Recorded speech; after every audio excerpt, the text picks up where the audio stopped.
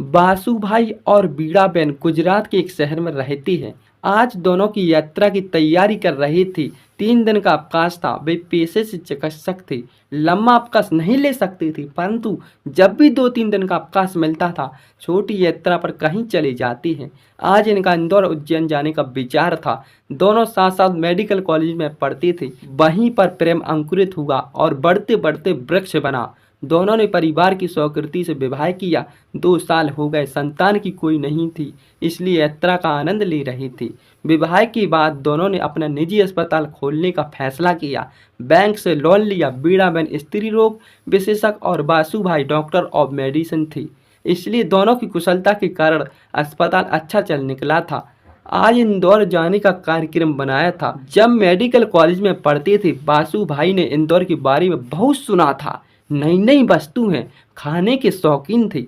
इंदौर के साकरा बाजार, 56 दुकान पर मिलने वाली मिठाइयाँ, नमकीन के बारे में सुना था। साथ ही महाकाल के दर्शन करने की इच्छा, इसलिए उन्होंने इस बार उज्जैन की यात्रा करने का विचार किया था। यात्रा पर रवाना हुए। आकाश में बादल घुमड़ रही थी। मध्य प्रदेश की सीमा लगभग 200 किलोमीटर दूर थी। बारिश होने लगी थी। मध्य प्रदेश सीमा से लगभग 40 किलोमीटर पहले छोटा शहर पार करने में समय लगा था।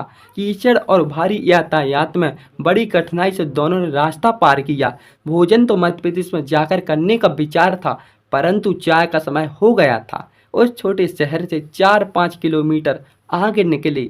सड़क के किनारे एक छोटा सा मकान दिखाई दिया, जिसके आगे वेफर्स के पैकेट लटक रहे थे। उन्होंने विचार किया कि यह कोई होटल है। बासुभाई ने वहां पर गाड़ी रोकी। दुकान पर गए, कोई नहीं था। आवाज लगाई, अंदर से एक महिला निकल कर आई। उसने पूछा, क्या चाहिए भाई? बासुभाई ने 2 पैकेट वेफर्स के लिए कहा और बैन ने 2 कप चाय बनाने के लिए कहा। थोड़ी जल्दी बना देना, हमको दूर जाना है। पैकेट लेकर गाड़ी में गए। बीड़ाबेन और दोनों ने पैकेट वेफर्स का नाश्ता किया। चाय अभी तक आई नहीं थी। दोनों कार से निकलकर दुकान में रखी हुई कुर्सियों पर बैठे। बासुभाई ने फिर आवाज लगाई। थोड़ी देर में वह महिला अंदर से आई। बोली, भाई बाड़ी में तुलसी लेने गई थी, तुलसी के पत्ते लेने में देर हो गई, अब चाय बना रही है। थोड़ी देर बाद प्लेट में 2 मैले से कप लेकर वह गर्मा गर्म चाय लेकर आई। मैले कप को देखकर बासुभाई एकदम से अपसेट हो गई।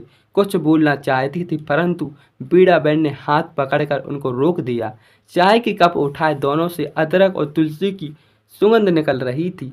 दोनों ने चाय का एक सिप लिया और ऐसी स्वादिष्ट सुगंधित चाय जीवन में पहली बार उन्होंने पी थी। उनके मन की हिचकिचाहट दूर हो गई। उन्होंने महिला को चाय पीने के बाद पूछा, कितने पैसे? महिला ने कहा, 20 रुपये।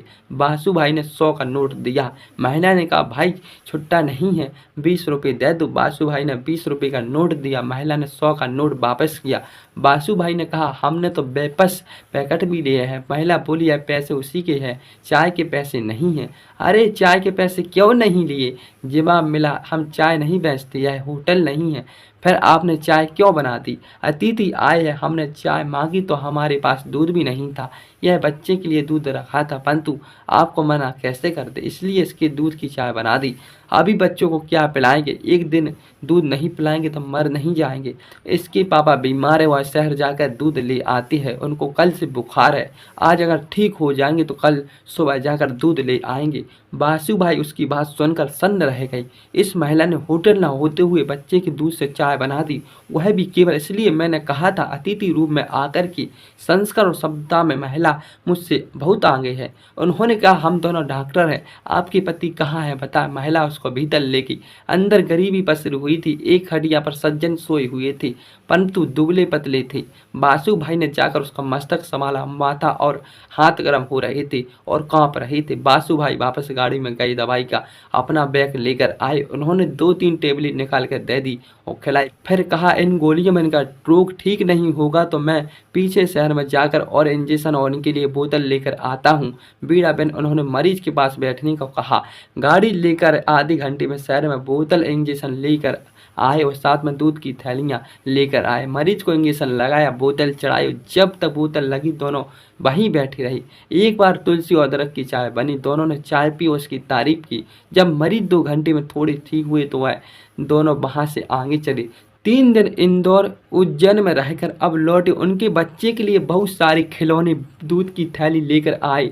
वापस उस दुकान के सामने रुकी महिला को आवाज़ लगाई तो दोनों बाहर निकलकर उनको देखकर बहुत खुश हो गए। उन्होंने कहा, आपकी दवाई से दूसरे दिन बिल्कुल स्वस्थ हो गया। बासु भाई ने बच्चों को खिलौने दिए, दूध के पैकेट दिए, फिर से चाय बनी, बातचीत हुई, अपनापन स्थापित हुआ। बासु भाई ने अपना एड्रेस कार्ड दिया, कहा जब भी आओ जरूर मिलो। दोनों वहां अपने शहर की ओर लौट गए। शहर पहुंचकर बासु भाई ने उस महिला की याद रखी, फिर एक फैसला लिया। अपने अस्पताल में रिसेप्शन पर बैठे हुए व्यक्ति से कहा कि अब आगे से आप जो मरीज आए केवल उनका नाम लिखेंगे, फीस नहीं लेंगे, फीस मैं खुद लूँगा। और जब मरीज आते तो वह गरीब मरीज होते हैं, उनको फीस लेना बंद कर दिया। केवल संपन्न मरीज देखते तो उनकी फीस लेते हैं। धीरे धीरे शहर में उनकी प्रसिद्धि फैल गई। दूसरे डॉक्टर ने सुना, उन्होंने लगा कि इस कारण से हमारी प्रैक्टिस कम हो जाएगी और लोग हमारी निंदा करेंगे। उन्होंने एसोसिएशन अध्यक्ष से कहा। एसोसिएशन अध्यक्ष डॉक्टर बासु भाई से मिलने आए। उन्होंने कहा कि आप ऐसा क्यों कर रहे हो। तब बासु भाई ने जो जवाब दिया उनको सुनकर उसका मन भी उद्वेलित हो गया। बासु भाई ने कहा, मेरे जीवन में हर परीक्षा मेरिट में पहली पोजीशन पर आता हूँ। MBBS में, MD में और गोल्ड मेरिट में बना, परंतु सभ्यता, संस्कार, अतिथि सेवा में वह गांव की महिला जो बहुत गरीब हुआ मुझसे आगे निकल गई, तो मैं अब पीछे कैसे रहूं। इसलिए मैं अतिथि सेवा में, मानव सेवा भी गोल्ड मेडलिस्ट बनूंगा। इसलिए मैंने यह सेवा प्रारंभ की और मैं कहता हूं कि हमारा व्यवसाय मानव सेवा है। सारे चिकित्सक को मेरी अपील है कि वह सेवा भावना से काम करें, गरीबों की निःशुल्क सेवा करें, उपचार कर। वह व्यवसाय धन कमाने का नहीं, परमात्मा ने मानव सेवा का अवसर प्रदान किया है। एसोसिएशन अध्यक्ष ने बासु भाई को प्रणाम किया और धन्यवाद देकर उन्होंने कहा कि मैं भी आगे ऐसी ही भावना रखकर चिकित्सक की सेवा करूंगा। थैंक यू दोस्तों। कहानी कैसी लगी? कहानी अच्छी लगी हो तो लाइक और शेयर और सब्सक्राइब जरूर कीजिए। Thank you.